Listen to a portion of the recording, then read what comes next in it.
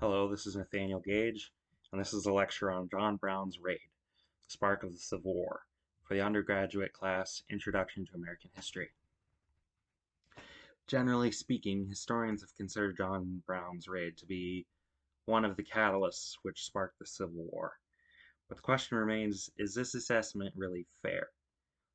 Is it fair to place the blame squarely on John Brown's shoulders? Well, he certainly played a role in causing in escalating the conflict. It discord and mistrust between the North and South had been brewing for quite some time. There had been other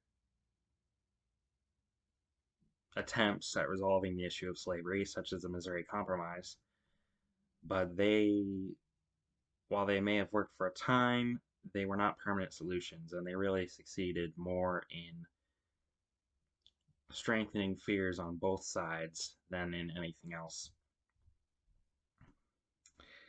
Um,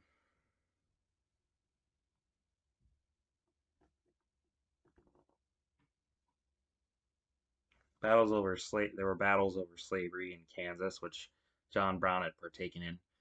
The skirmishes there between pro-slavery settlers and anti-slavery settlers are generally called Bleeding Kansas, which John Brown was a part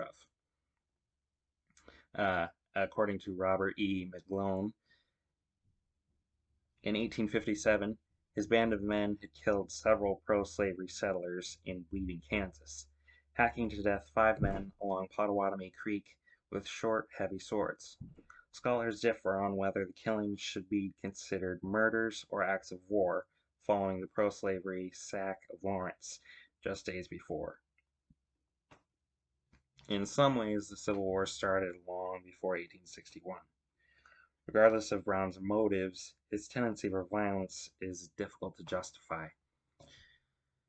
Brown and his raid on Harper's Ferry are controversial for a number of reasons.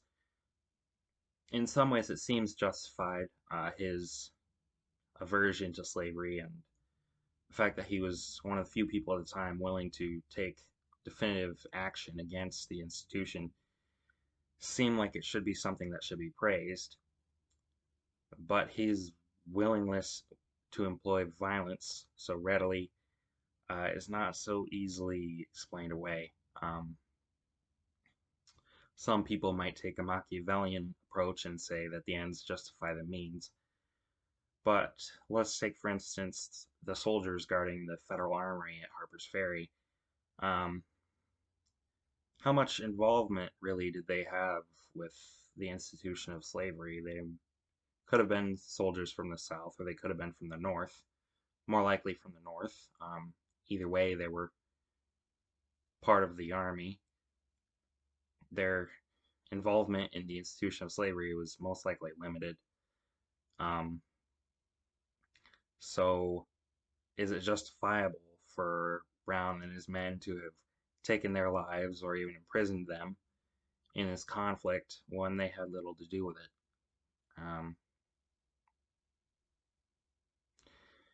Now, obviously, especially in the South, fear of fear about the institution of slavery being destroyed or limited had been growing since the early 1800s, even before that. Um,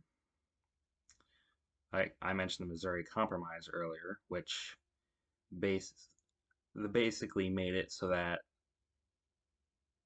states which were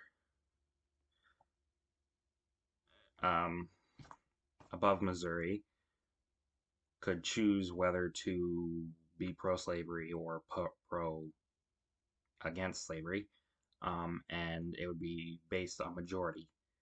Um, Now, the South, in generally, at least at the time, often claimed that the Civil War was fought on a basis of states' rights.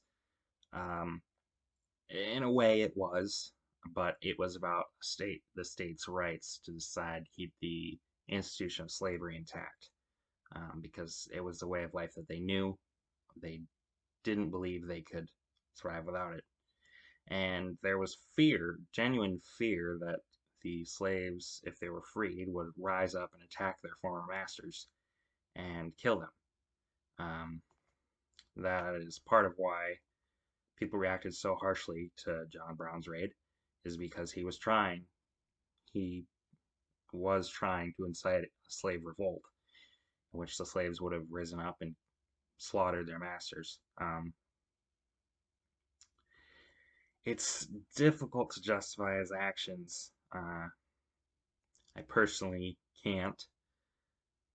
I can agree with his end goal, the abolition of slavery, but his willingness to use violence so easily and his fanatical zealousy are much more difficult to confront.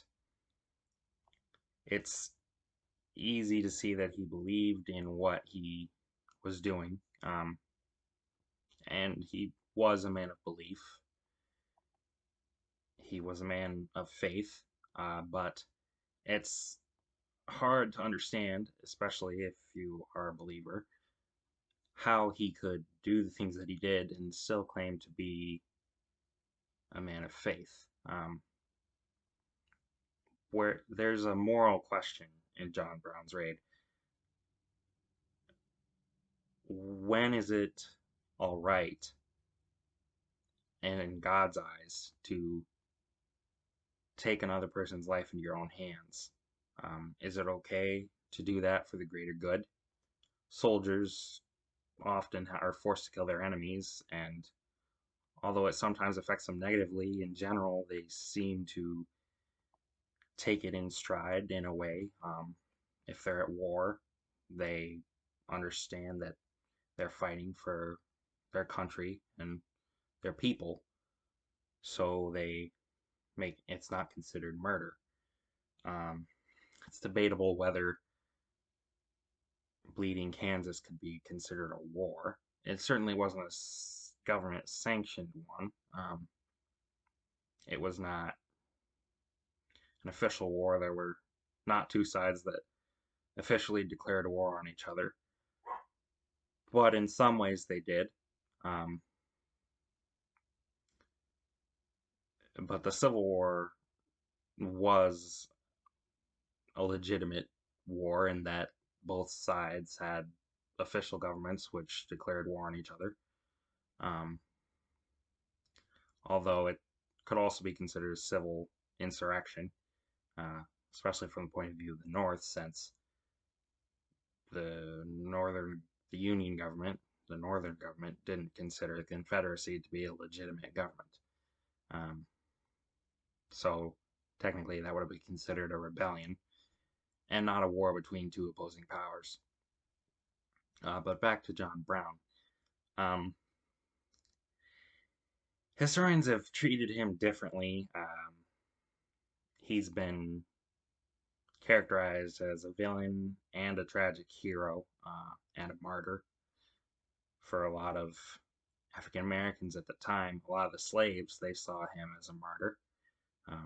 He was fighting for them. He was vehemently against slavery. But even so, even if there was no other way to end slavery without violence, he took the matter into his own hands. He acted without any authority other than his own. And he clearly did things that were not necessary. The violence that he employed was not necessary. Much of it, he went too far. Um, Now, whether or not you agree that violence was necessary to end slavery or not is another matter. But I think we can all agree that John Brown often went too far in the levels of violence that he used.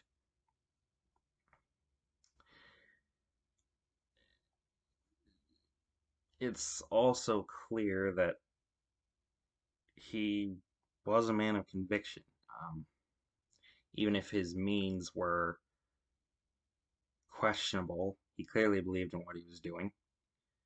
He understood what he was doing, and he understood the consequences, and he accepted them. Um, but saying that the John Brown's raid sparked the Civil War is a different matter. It certainly contributed to the start of the Civil War, but the South's fear of Lincoln and his party, and that they would abolish slavery either all at once or even just gradually, was the main cause of the war.